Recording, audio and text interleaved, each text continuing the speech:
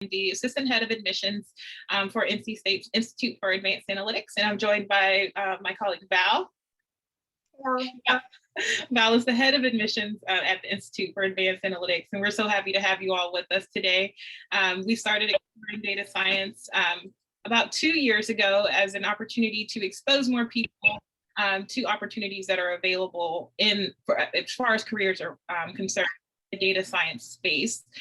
This year, in our COVID world, we've transitioned into a webinar series, and today we're happy to have 5 of our incredible alums here to speak with you about their professional journeys in data science. So for today's session, we have collected some questions from you all after registering. And we will go through those questions first, and if time permits, we will accept additional questions at the end of the session. We encourage you all to join the conversation via the chat, and just let us know if you have any questions that we are not addressing, and if so, we'll bring them up at the end of the presentation. But I will go ahead and turn it over to our first panelist, introduce themselves in the order they're showing up on our slide here. So first up is Twanda Baker. Hello. So happy to see all of you here.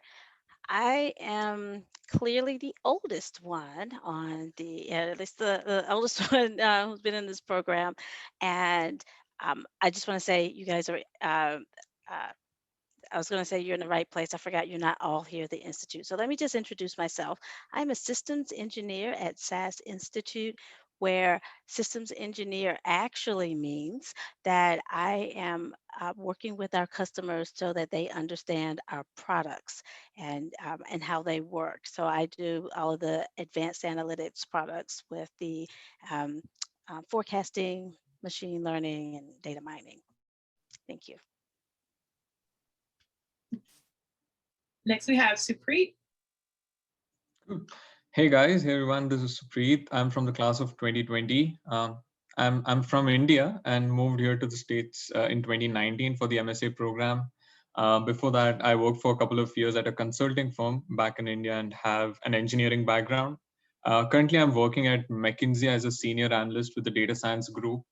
And yeah, really excited to be here. Thanks, Val and Daisha, for having me on this panel.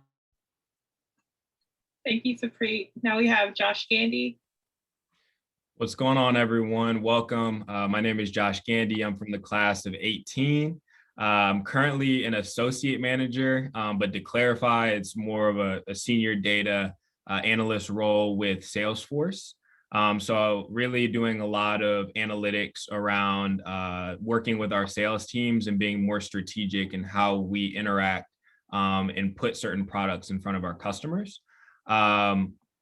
Before that, I was a consultant at Ernst & Young, so got the consulting experience, but super excited to be a part of this discussion today and look forward to talking with everyone. Great, and we're going to hand it over to Nick. Everybody, Nick Pillapio, class of 2014. And when Twanda said she was the oldest, I had to look at her LinkedIn real quick. I think you might have me by a couple of years, but it's close. But anyway, I work for a nonprofit in southeastern North Carolina called Cape Fear Collective.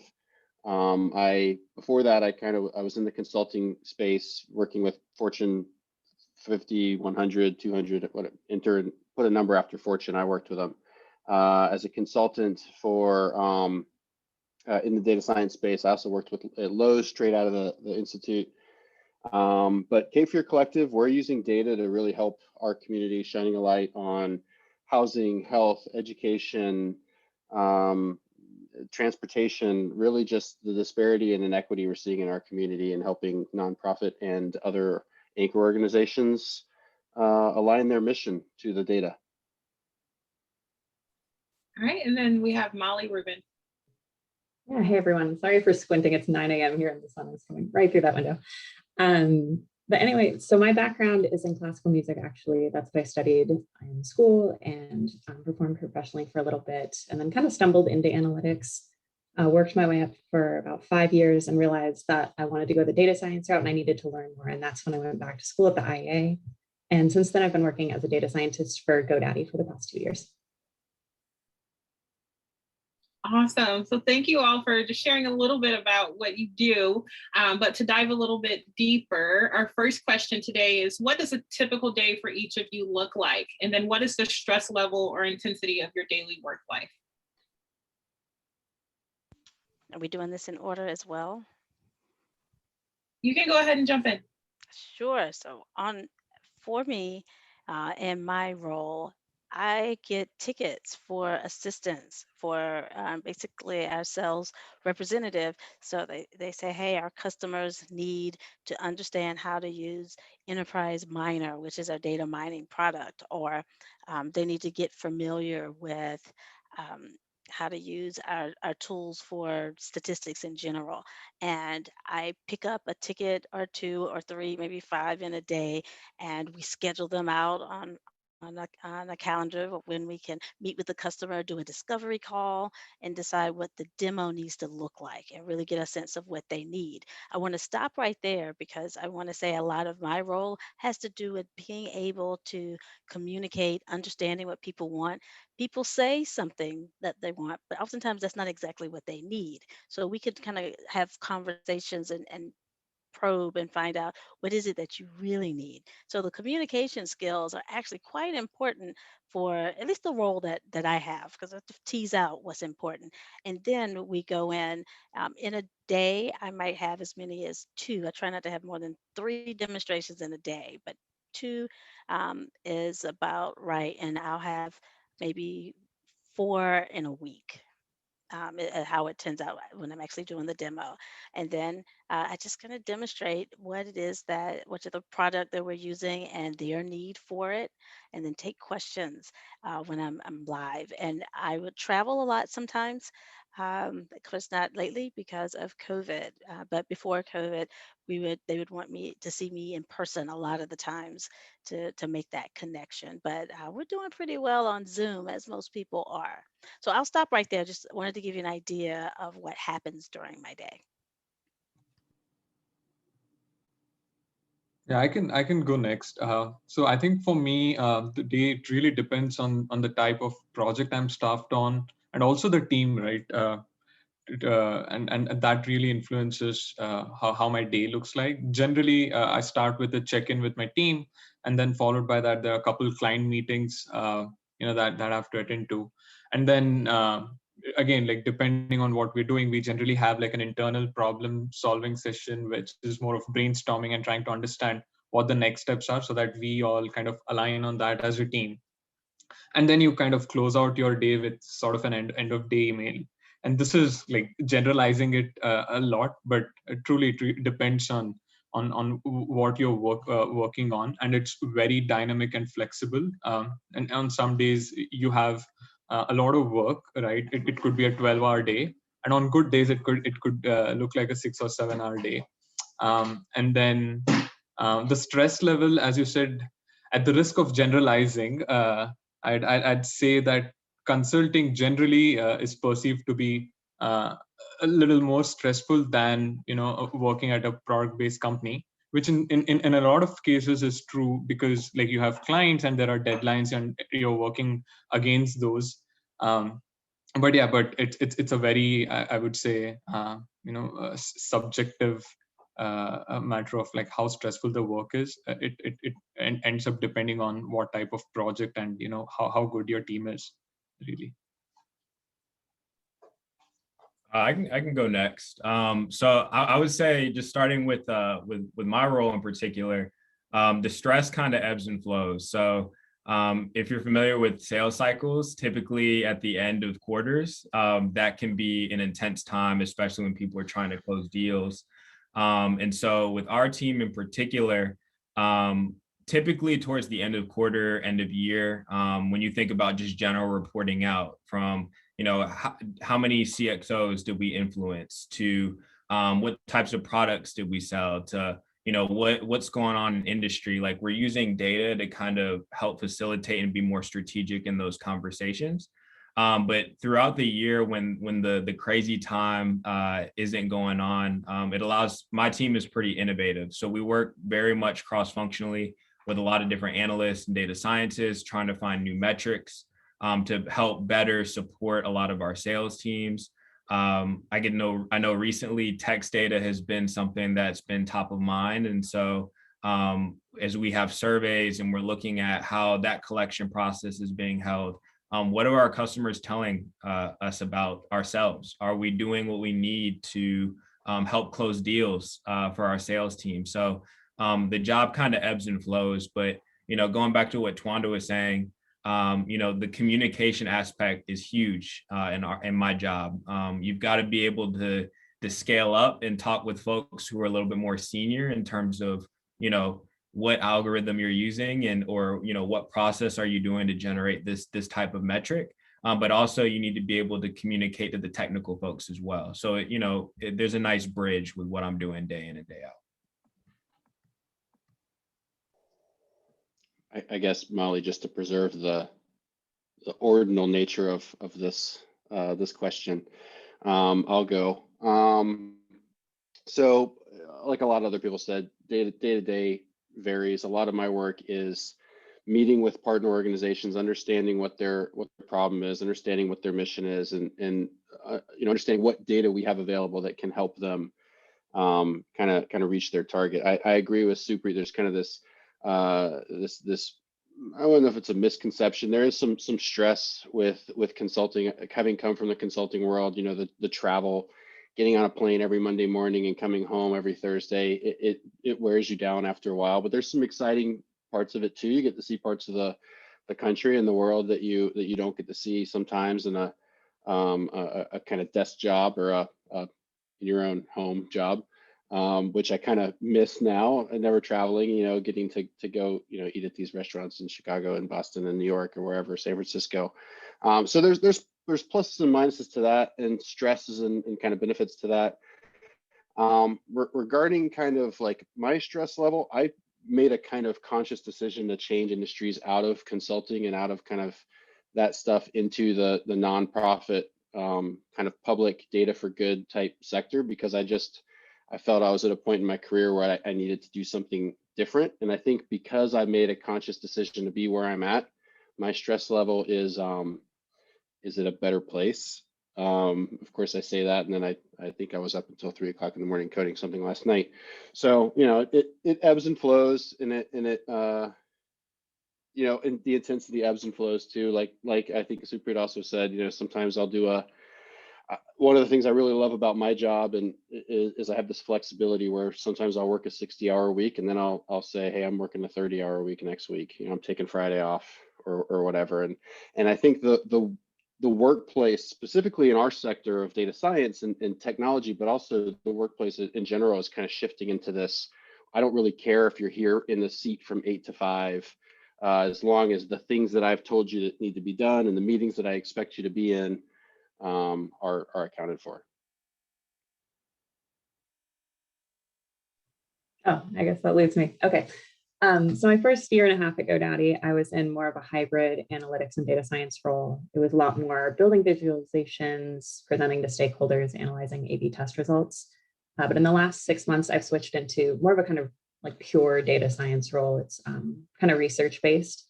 I'm looking at clickstream data. So all of the sessions that go to GoDaddy.com and trying to figure out just these big picture questions like, what are our customers doing? How can we get them to purchase? So it's been really fun. I enjoy it a lot. I would say it's not overly stressful because I think these aren't really like fire drill type of questions. They're like in nature going to be more long-term. And I just kind of have to keep up with it and do my work. And like everyone said, like if there's a day I'm not as inspired, I won't do as much. And if there's days when I'm really vibing, I will work a lot more. And it kind of all evens out. Thanks for that, all of you. The next question is sort of a combination of a bunch of questions we've received from folks who had very specific inquiries regarding like tools and techniques and what's common and what do you like to use and what's your sort of go-to programming language or other tool like machine learning or artificial intelligence. So I throw that out to you. What languages, what tools do you find you use the most in your day-to-day work? And for folks who are, on the learning end of all of this, are there any recommendations you would give to people who are looking to learn some of these tools and techniques? And feel free, anybody, you don't have to go in order if you don't want to, or if you want to like go crazy and go backwards and Molly starts, whatever you would like. I'm ready, let's go backwards. So for me, I work in Python pretty much all day, every day now. That's the big one for me.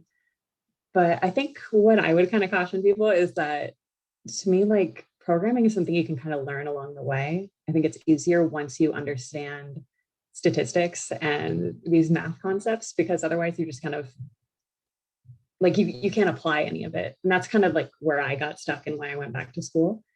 So that would be my advice, but also Python is important.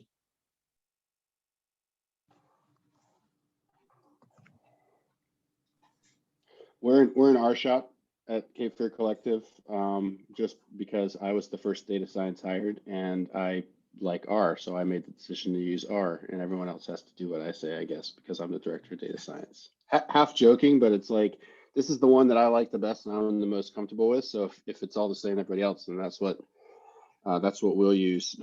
I see your comment here. That's funny. But so we've hired 2 data scientists in January, and so they're using R as well. But like Molly said, it doesn't, like, the tools and ends to a mean. It's really the skill set is do you ask the right questions of the data? I don't care if you're using, you know, what language you're using. And I'm also a firm believer that if somebody knows Python, they can learn R. If somebody knows SAS, they can learn Python. If you know kind of how to tell a computer to do the things that you want, and then it's just a matter of figuring out what that syntax is. Yeah, I mean, yeah, I completely agree, Nick. And I think today most firms have the flexibility, right, to really, have all these options available for you. So for me at my firm, like, I'm not constrained by any tools. So I generally use Python, and there's Tableau and Excel, of course. But there's Alteryx, there's R. And I think, there are just new tools that are emerging in markets like every 2-3 months. So I guess, like, the point really being, it's okay to have expertise in just one or multiple tools, because at the end of the day, I mean, A, these are all very similar, and B's, you will in most cases have the flexibility to choose what you're comfortable with. Yeah, I think I would just echo, what everyone else said. I think there's a lot of ways to kind of slice and dice. It's just based off of, the question or the problem that you're trying to solve. I would say day-to-day Python, Excel, and then, with Salesforce, we've got our own kind of in-house data tool. So we've got Tableau. We have Tableau CRM or Einstein, which is another advanced analytics tool. And then we also have our normal, Lightning, org reporting type capabilities where, if you need to generate any type of data quickly and efficiently without having to so much, write SQL queries or anything like that, we can get all of that in-house. So no surprise here. This is Twanda. We use SAS at SAS. However, because SAS is moving to embrace and incorporate, integrate with open source, we now allow with APIs R users and Python users to access SAS procedures and technologies. I now do more with Python so that I can show people like those on the panel here today how to continue to use Python and use SAS. It's not an either or. And so that has given me an opportunity to dabble more in Python for that purpose. Awesome. Thank you all. All right, so our next question is about the time in the most fabulous MSA program in the country. What skills did you learn at NC State's MSA program that you find yourself using most regularly? I can kick it off. It's wild, but I don't know how everyone else feels, but the communication element, I think, has been the biggest lifesaver, but also the most useful tool that I thought came from the program. You know, while we were here, we've gone through a lot of trainings, just, you know, how do you deliver complicated topics to a non-complicated or non-technical audience? You go through, you know, just in general, how do you communicate with folks? And so, you know, that skill has been super helpful, especially being in environments where you're dealing with technical and non-technical audiences, but also, you know, when you're trying to pitch things or get people on board, the communication element, it was just phenomenal through the program. I won't steal too much from what I know other folks have got some other stuff to talk about, but to me, the communication piece was number one.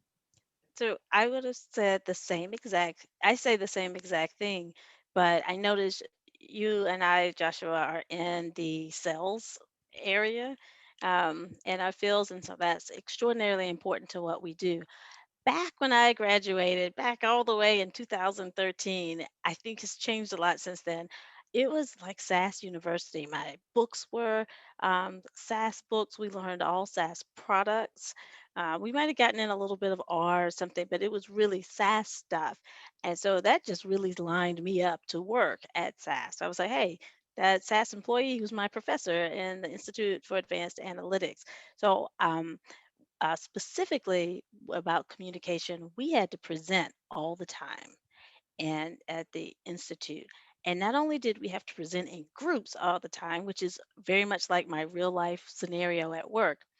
At the institute, we had to rate each other on how we performed in the group. So we were always uh, having to work on ourselves and making sure we're giving our best to an audience. And of course, we had to present a certain way because we were having to do it so often. So those are some skills that I took absolutely 100% with me to SAS, and I present all the time at SAS. And I'm always on a team working with a group of people to make decisions and make things work. And it's tied to my bonuses. So it's all linked together. And so again, I'm just saying, I agree with Josh. The communication and the time spent teaching us that was very helpful in my career.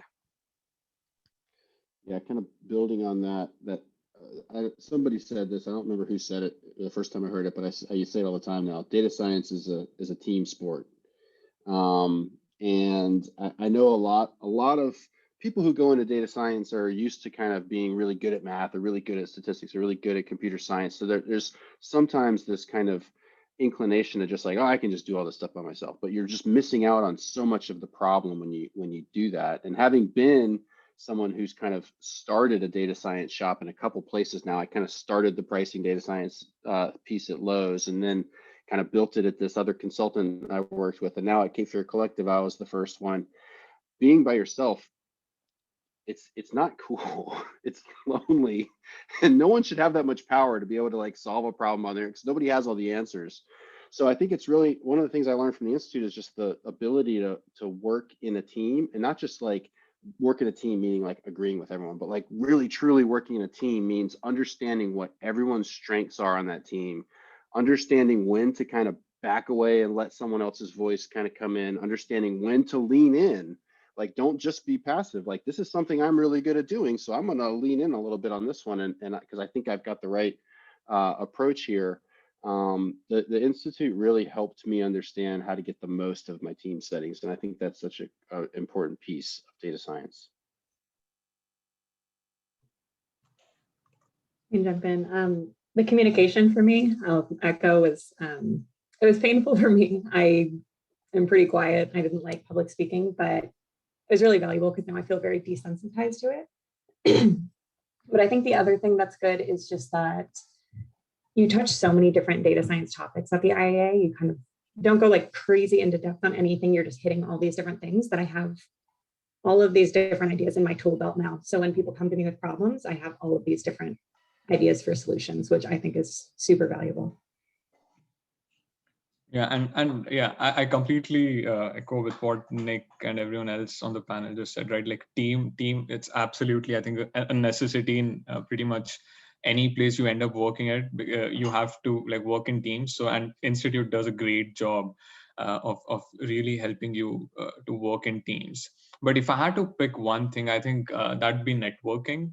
And I'd pick that because I think it becomes all the more important now in this COVID world, right? We are all virtually placed to really have that connection with your teammates and with managers. And specifically for me in consulting, networking, I can pick three things. A is like getting staffed on the projects that you want to work on.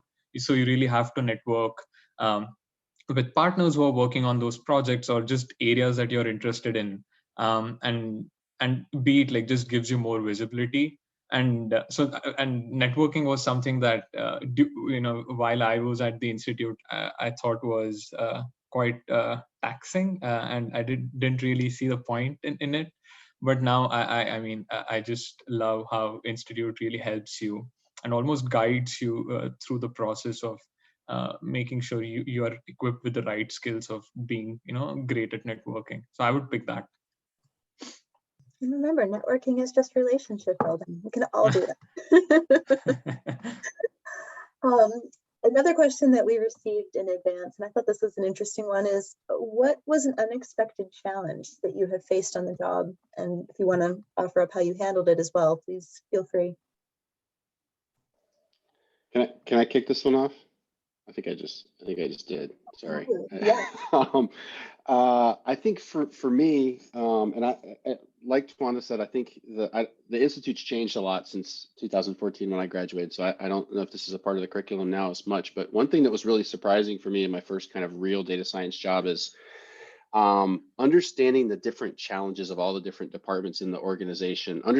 Understanding the business is kind of this holistic entity, and everyone's got their own goals and their own kind of KPIs and success criteria, and understanding that like you're not going to walk in and everyone's gonna be like, oh, there's a new data scientist here, let's all jump in and help him and give him all the resources and questions and everything that he needs to do the stuff. There's still, and I don't want to kind of sound too jaded, but a lot of the corporate kind of world, there's still this like guardianship and this kind of like hoarding of knowledge, and a lot of this stuff that a good kind of segue from the networking of the relationship building, because a lot of that is just like making people trust you and making people understand that you have similar goals, and a lot of that is just helping those get those quick wins. Like if you can just kind of make someone's job a little bit easier every time you need something from now until the rest of your time you're there, they'll jump in and help you. But a lot of there's these fights between data science, analytics, and IT, where it's like, I just want a sandbox that has these things in it. And IT is like, okay, well, in about we estimate in 7 to 8 months, we'll have that for you. It's like, I need it now. I'm going to keep doing the stuff that I'm doing that you're telling me is bad until you give me the right way to do it. You kind of, there's this push pull. And I was kind of like, the first time I encountered that, I think I was surprised by it. Yeah, I would actually echo exactly what Nick said. Experienced that in my previous job, but in this role that I'm currently in, it's interesting because people don't know what they don't know. When I got brought onto the team, they were doing some high level statistics, high level analytics, but when you start introducing some of those advanced concepts, everybody wants in on it. And so one of the challenges that I've had to overcome is not only trying to get those quick wins for people and show folks what is capable and what can be done, but it's also for the folks who are more siloed, connecting the unconnected, letting people know, the benefit to, hey, if marketing is talking to sales or sales is talking to operations and so forth, we can get a lot more accomplished. And so when folks are siloed, that's definitely a huddle, but it's communicating and letting people know what can be done. It's bringing that benefit to folks and seeing what is capable. So I want to jump in with one of the challenges I saw. Now, please recognize my whole time I've been out of the Institute, I've been at SAS and in some type of sales role, either helping sell the product or helping support the product after it's been sold. And one of the things I don't think I was expecting coming in, I'm like data science, I spend all this time preparing my career for it, and I'm ready to go out and help a customer predict, something. Well, what I found out is that it's so important to meet the customer where they are. Yeah, we're all up here talking about, you know, exploring and doing it. And sometimes customers are just like, can I get my data together from this database to that database and maybe make a dashboard? And you want to be somewhere else and you feel like everybody should be, but we're past that now. Actually, we still meet a lot of customers who might be at the beginning of their business intelligence of just creating dashboards and exploring their data, so, or cleaning their data, or so there you really have to learn they're not all where we are, we're ready to be, and you meet them where they are and help build them up, and that's a process as well. Yeah, I think for me, one of the challenges was which I didn't see coming, was the entire spectrum of kind of scope that a data science role expects you to do. Right, like today, a lot of firms have very clear, well laid out sort of roles, expectations of your job, but there are still a lot of companies out there that are kind of exploring this path. So as soon as you enter a job, like you could be a data scientist who's sort of building data pipelines, or you could be building models, or you could be a data scientist who's comparing and evaluating multiple models and doing a lot of quality checking, right? So there's an entire spectrum to the role. And so it becomes kind of important to scope out what you want to do as a data scientist, what's expected out of you, because as I said, the role data scientist, you could be a tech stack data scientist, or you could be a full stack data scientist who knows how to kind of do the software engineering as well. And I think how I solved for that was to really have open conversations with my managers and partners, right? Like to clearly define what my role would be on the project, and like kind of lay out what the expectations are. Because I wanted to be somewhere in the middle of data science and the strategy part of consulting, where I'm attending client meetings and I'm also working on that side of things. So yeah, I mean, so I think that was a challenge, and the way to solve for it is to just make your kind of team aware of the role itself, and like what the expectations are, and then just have an open conversation about what you can bring to the table. And also if there are other areas where they might not know that you could pitch in there, or that is something that you're interested in, always ask, right? Like you can ask for opportunities to showcase your talent, and that way you can also get exposure to other areas that you want to explore. Yeah, so I would say that. Nice. I would say for me, maybe this shouldn't have been surprising, but it was. I went to grad school because I wanted to be an expert in data science, and I left and I realized like you could spend a lifetime studying this and you would never be an expert. Some people have these like super narrow areas of focus and they can get really good, but if you're just kind of like a general practitioner doing all sorts of different types of modeling, every day you're going to learn new things. And I've been doing this for 2 years now, and I'm still learning, and I know in 5 years I'll still be learning. And maybe it's not a challenge. I honestly, like, I've gotten to where like I think it's a really cool thing, but it is just something I guess maybe a little unexpected.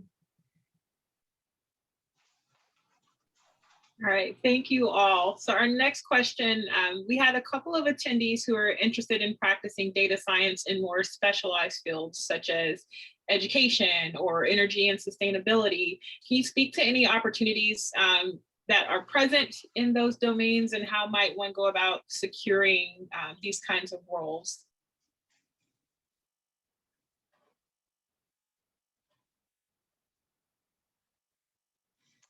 I can take this one. I mean, if you're really looking for sustainability and renewable energy as kind of the areas where you want to do some data science work, there are multiple options.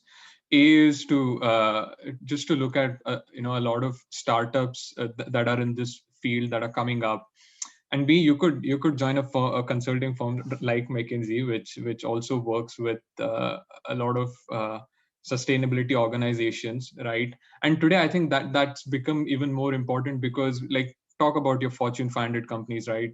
Your automobile sector, pretty much every company now has its own sort of sustainability as part of their board meetings. That's what they want to discuss eventually, and they want to have a part of their org that works towards this. So there's just going to be a lot of opportunity to work on these things, and you always have organizations that are focused towards working on sustainability and climate change as well. There are a couple boutique consulting firms as well. I do not know the names on top of my head right now, but they do a lot of identifying the economic impact, what's your carbon footprint, and how you can reduce that, and also kind of tie that up with corporate social responsibility for large corporate firms. So that's an option if you want to look into that field. I get a lot of questions from people who want to know how to get into data for good and how to get into the nonprofit sector. And I always tell them the same thing. First of all, these jobs are few and far in between, unfortunately. And the reality of it is you're not going to learn as much in that role as you will learn as a data scientist one at Target or at EY or at McKinsey. Like I tell people, get the job that's going to teach you the most out of the gate. Learn your career, hone your skills. And while you're doing that, keep that other eye on those careers. Have that search algorithm on LinkedIn or whatever that pops those kind of dream job. That first job doesn't have to be your dream job, and likely won't for a lot of us, the majority of us. So if you want to get into education, don't put blinders on or sustainability and only look for jobs in that space. Look for a job that has established people that you can learn from and have mentors, and look for that as kind of the next step in your career would be my advice. Not to discourage you. Still look for the dream job, but understanding that probably a stepping stone job might be better. I think that's something we hear from our director quite a bit as well. You're more likely to have success finding the job you want when you have a more open search.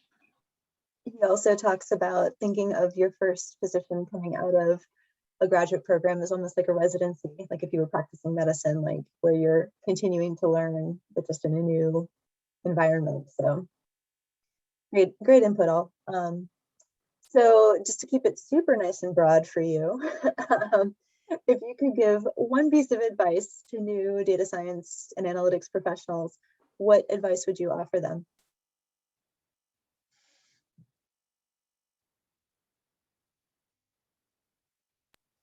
I mean, if no one else is going to jump in, then I always have opinions on everything, and I'm always willing to share. So Go for it. I would say be a humble sponge. Don't think that you know everything, because you don't. Understand that even so that humility piece goes a long way. Like there's people that know a lot more about something than you do, and just because the sales team doesn't know about what logistic regression is doesn't mean that there's not value they bring to or the product team doesn't know what a p-value is doesn't mean that there's not value they bring to that organization. There's a reason that they're there. You need to leverage their expertise and learn from them. And so be humble and be a sponge. Just learn everything. Be willing to jump in and help. Don't allow yourself to get kind of pigeonholed, right? Like I only monitor this one dashboard. Look for opportunities to I'm interested in marketing. So I'm going to go over here. I'm going to try to have coffee with the person who's this marketing analyst in this other department. I'm going to go learn what I can from them. What are the KPIs that are interesting? So next time I'm in a conversation with the product team, I can say, oh yeah, actually I was talking to the marketing analytics team the other day, and they're actually really interested in X, Y, and Z. How does that kind of play into the product team's goals and missions? So it's a humble sponge. We should have let him go first. He gave the best answer. I know. I have nothing else. Humble sponge is perfect. I know. I love that. I'll just. I don't know. I don't want to re-say what you were trying to say. I think I want to add to that. and I'm not sure that I even can. I've noticed that it helped me to also identify other people who are interested, who are doing the things you might be interested in doing. What are other departments? So I like to spend some time sitting in on meetings that have nothing to do with what I am working on. But I said, hey, wow, y'all are talking about forecasting and coronavirus cases. Can I take a listen to what you all are doing? I just want to hear more about other opportunities and get a sense. I happen to work around a lot of different data scientists, so I can have a meeting. We don't do lunch anymore, but I could have a meeting or just ask about their type of work, just so I can learn what else is out there. So I feel like that's about the same thing Nick was saying. So I'm going to stop right there.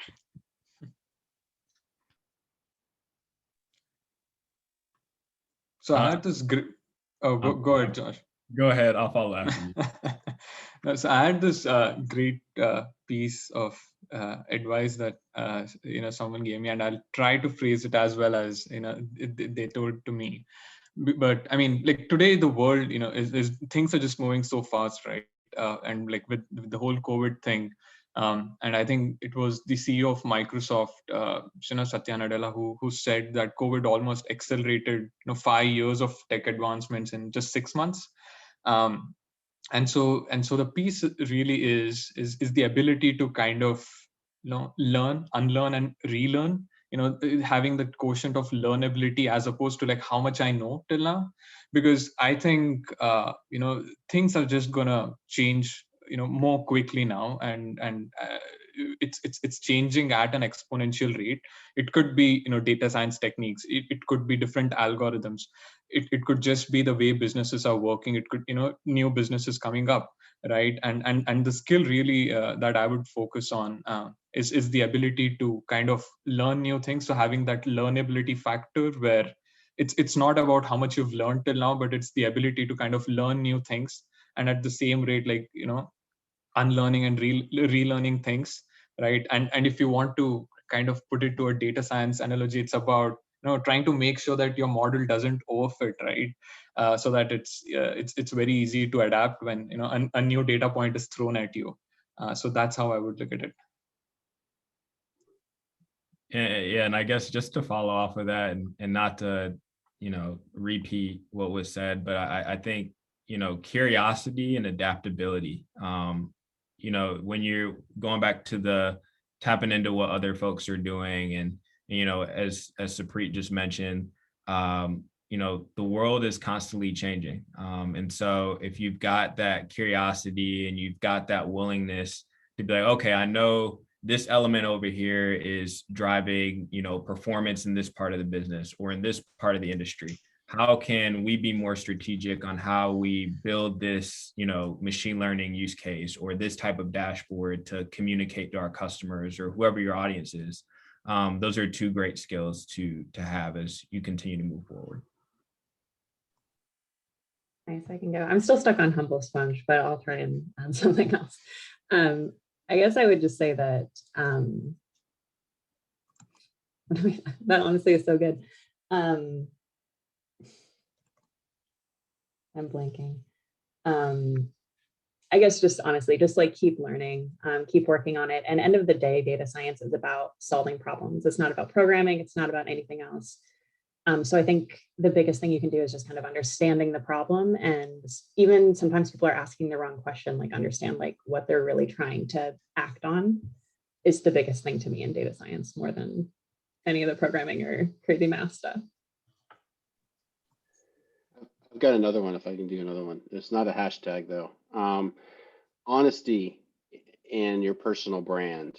Do the things you say you're going to do. Let people know as soon as it seems like you can't. Don't say you can do things that you can't. Don't show up and say, I'm an expert in NLP if you're not, because people will know. They will know. They'll find out quickly. So say, hey, I'm interested in NLP. I want to take a stab at doing this.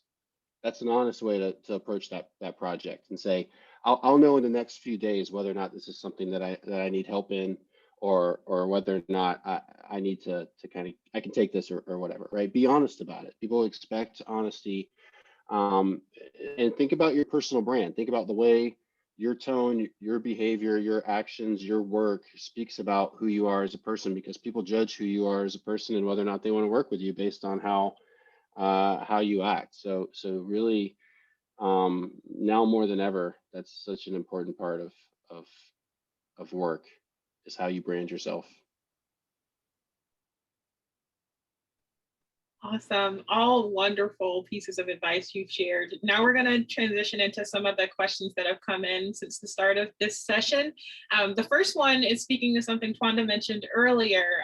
The program mostly taught SAS when Twanda was enrolled, but it has changed over the years. Can any of you speak to how Python R was incorporated into your studies, or after you left the Institute, how have you gone about adding that in? I think I'm the most recent one to graduate from the program, so I can give you like the most fresh perspective, right? So I think for us it was really very helpful, and surprisingly a lot of things that we were taught at the program, right? For example, right, like we had classes on machine learning interpretability using Shapley values, and kind of using those packages in Python and stuff. So and a lot of that was just pure research. There's still a lot of things being discussed, but it was very interesting to have those sessions where we had experts come in and take classes on those. We had a lot of sessions on kind of big data using PySpark, Python. A lot of these things that are still being worked on. It's something that the industry has not adapted or adopted, right, and on a large scale yet.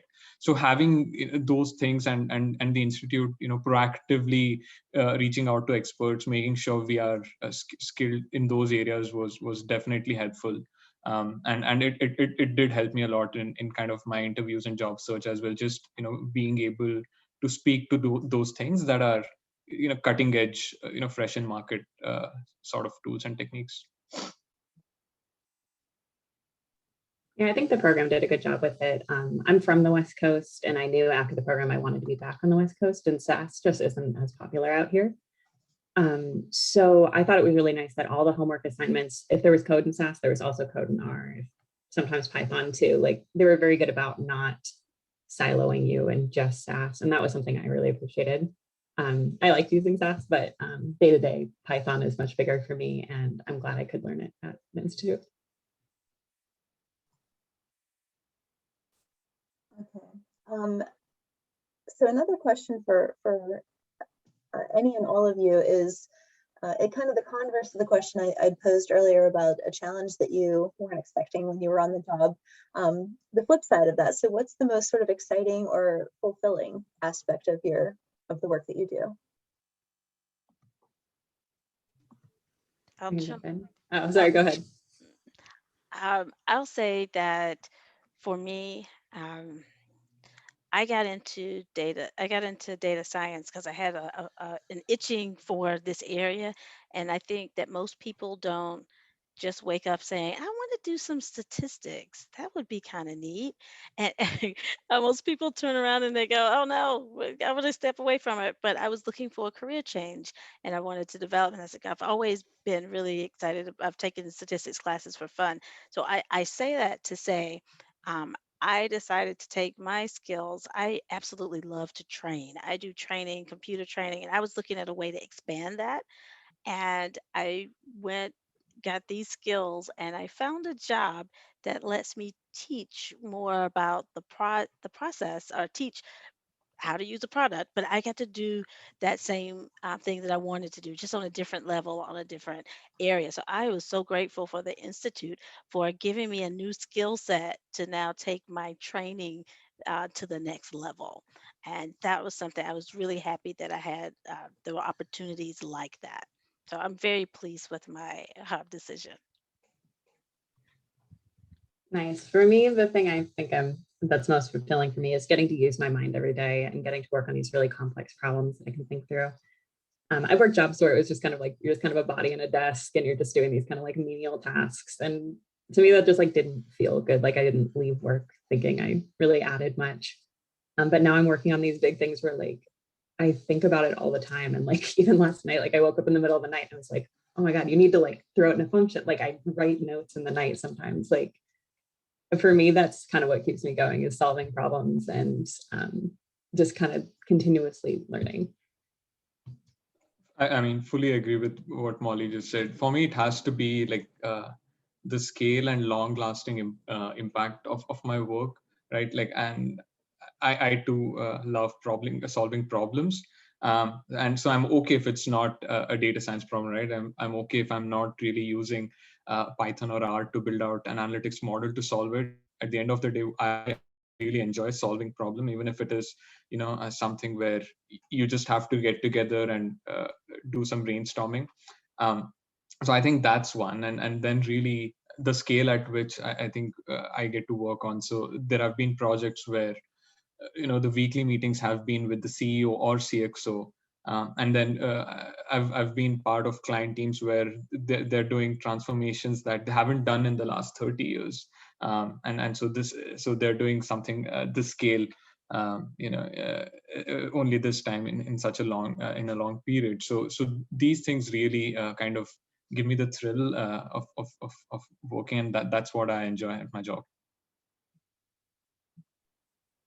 I'll say I really enjoy that aha moment. Whether that's, something that I've discovered and I'm like, man, this is great. This is going to accelerate, what I've been working on over the last few weeks, or just really that aha moment from folks who are trying to see the big picture or see that, what you're doing is going to make a lasting effect. I mean, outside of data science, I think one of the things where I'm at is that they've really been open to allowing us to explore our passions. So like for me, I'm a big advocate for seeing more people of color in STEM. I've had the opportunities to do a little bit of, leaning more towards data for good internally within the organization. And so that's been something that's been rewarding for my day-to-day job. So everything else that everyone else said, for me is particular too, though. I taught high school math before going to the Institute and transitioning into data science. So I kind of still think of myself as a teacher at heart in some ways.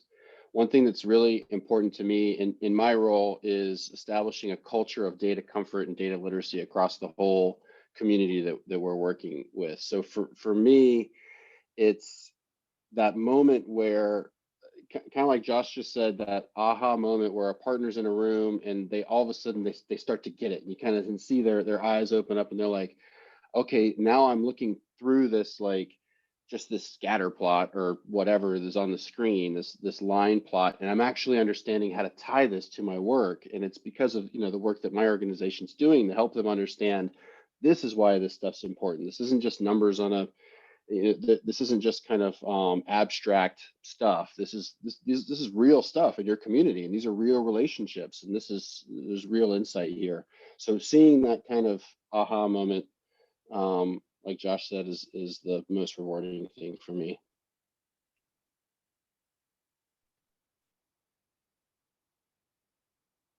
All right, I think I have a question that is very indicative of the times. Can you all talk about the flexibility in your work schedules, even pre-COVID? Was work from home an option? I know we're all kind of at home right now. What did your work schedule look like? For me, most people are familiar that SAS has it a little bit different than some of the other corporations. So um, my role and many roles at SAS, not all, because those consulting folks, they have to work really hard. But I have a 35-hour work week. I have always had a 35-hour work week with SAS. That's just the way they do it.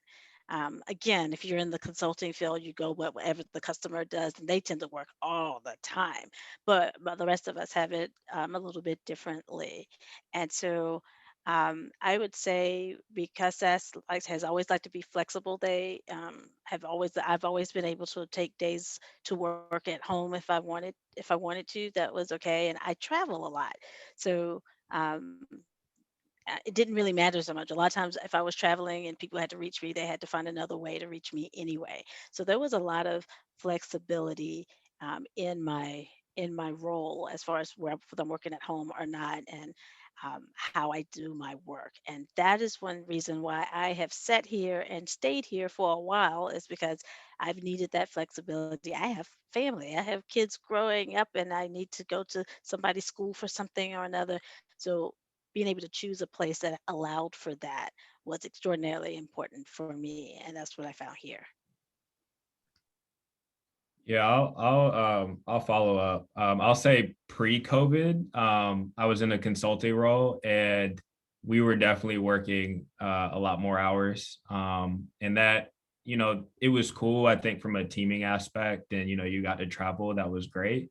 But part of the reason why I enjoy the role that I'm in now is that flexibility. My team has implemented, especially with COVID, and mental health has been a big thing for our team.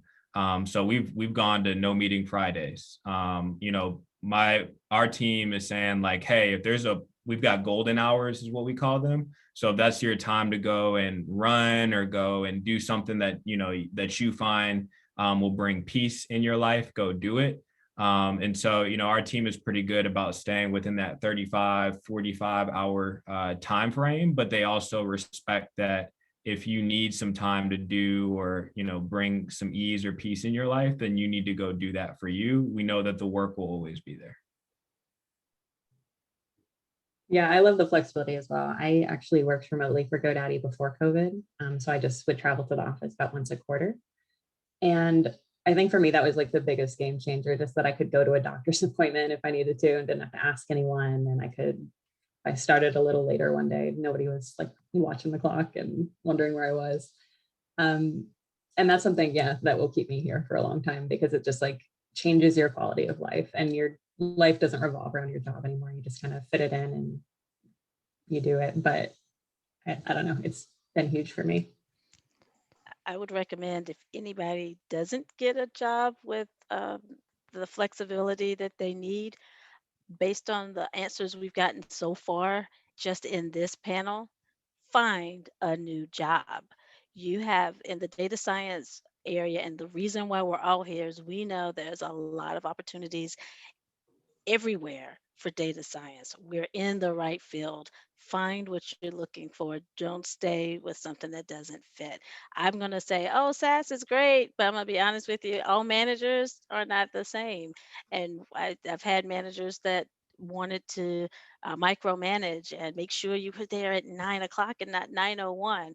And that didn't match what I knew that I could get. So I just changed jobs at SaaS. So I would recommend that as just a good thing to do for self. And you have the ability with your fancy data science skills to find something else. Yeah, I think for me, I ended up working. I started working only after COVID hit, and so it was last June. So my first job was remote. But I think pretty much every organization today is aware of the fact that Zoom fatigue is real, and they make sure, right, to really have sort of that flexibility in place. But I think generally for me at my work, there is some sort of ownership that's given to you, so you are responsible for your piece of work, and so there's no one kind of uh, you know around you all the time, just to checking on you, making sure you've done it or not. But subconsciously that you are responsible for this. So if you have a doctor's appointment at 4, you'll probably come back at 6 and then maybe take an hour to finish it.